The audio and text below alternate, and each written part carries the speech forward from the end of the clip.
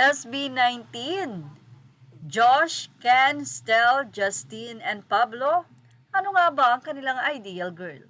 Well, isa-isahin natin. Unahin natin sa napakagaling na rapper ng grupo na si Josh Cullen. Say niya, Josh ideal type, I don't have a preference. I appreciate all kinds of beauty. What's important to me is someone who is open-minded and easy to talk to, connect with for a better understanding when there are problems.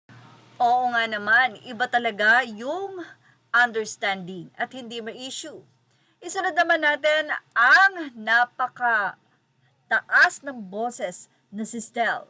Stel ideal type, I don't look at appearances. For me, if we come to a mutual understanding that we both like each other, that's all it takes. If I were to have a future girlfriend, I'd be someone like my mom who is caring. Oo nga naman, iba talaga kapag ka maalaga, katulad ng ina ni Stel na napaka maalaga. I-next naman natin si Ken.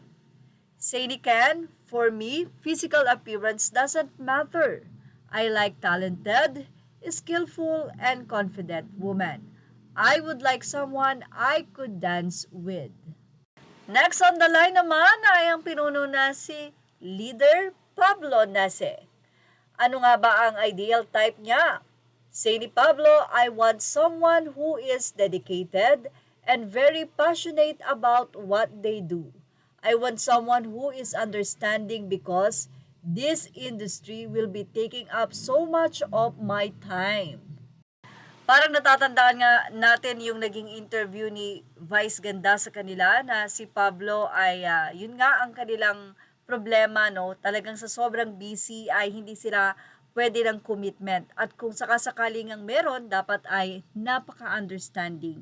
Dahil time or ang kanilang oras ang kalaban ng kanilang mamahalin. Or yung magiging karibal. Samantala, ano naman kaya ang masasabi ng kanilang bunso na si Ja? Say ni Justine, Maria Clara, conservative. He tends to like girls that he has been friends with for a long time, but for a preference, he likes girls with short hair. Well, ano kaya masasay ng mga Justin fans dyan? At yan na nga po ang ating naging update hinggil sa SB19. Tumutok lang po for more. Images are all credit to the rightful owners. Please like, share, and subscribe.